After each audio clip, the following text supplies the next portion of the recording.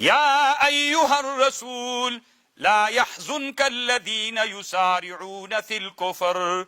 اے رسولا لا يحزنك الذين يسارعون في الكفر، غم جندین کیتا اغا کسان چی چالاکی کئی پا کفر کے، من الذين لغ کسانو نقالو آمنا چی وائی پخلو من ایمان روڑی، ولن تؤمن قلوبهم ایمان ندر وڑی زڑنو دی دوی، ومن اللہ ومن الذین خبر بانی بم پوئی کم طریبانو بیا پی ورزو دا دسی چلو.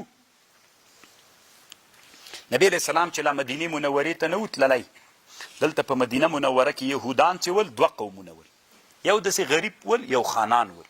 که خانان به راجګ سول چې د غریبو نه به یې څوک مړ که دیت یې 50 وسقه خرما ورکوله، 50 وسقه. خو چې غریبانان به راجګ سو چې خانانو سړی به یې مړ که بیا یې څومره وسقه ورکوله؟ 100. بیا چې نبی علیه السلام راغی دوی د غریبانانو د چا نه سړی مړ کړی، خانانو نه سړی مړ کړي. کله چې نبی علیه السلام راغی هغه ته مدینې منورې ته، نو دوی د غریبانانو د خانانو نه سړی مړ کړي، نو هغې ورته ویلې 100 وسقه دیت راکوئ. دوی ورته ویلې چې نه، یا به یو رقم ته او یا به موږ هم تاسو ته 50 درکوو. دلته خو نبی علیه السلام راغی، په هغه باندې دوی زړه ډاډه سو. بس طالبانو په دې باندې بیا دوی د منافقینو داسې چالو که دغه خانانو ډلې څه منافقینو ته وویلې وی تاسو داسې چلو کوئ رسول علیه السلام ته ورسئ، دا خبره ورسره شریکه کوئ.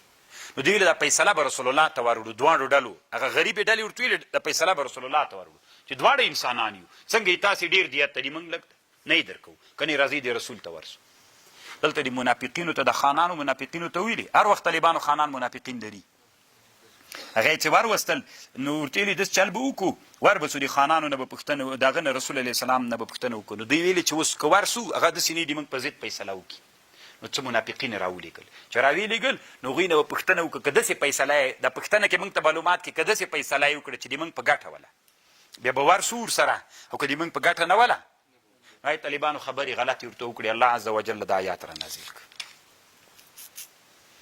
يا أيها الرسول لا يحزنك الذين يسارعون في الكفر من الذين قالوا آمنا بأفواههم ولم تؤمن قلوبهم ومن الذين هادوا لغ کسانو نه چې یهود دي سماعون للکذب، دوی اورېدونکي دي د دروغو خبرو، سماعون لقوم آخرین دوی جاسوسان دي د بل قوم، هغه خانانو چې رالیږلي که نه د هغې قوم سماعون دي.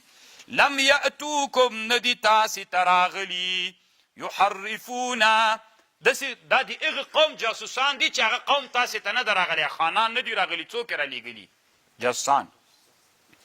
یحرفون الکلم من بعد مواضعه تحریفوي خبرې پس له هغه جینو نه، یقولون وایي ان اوتیتم هذا که چیرته راتګو که تاسې ته دغې خبرې چې دا مونږ یې کوو، فخذوه وان لم تؤتوه فاحذروا، که د مونږ د رای موافق خبرې وکړله منو یې که یې ونه کړو نه منو.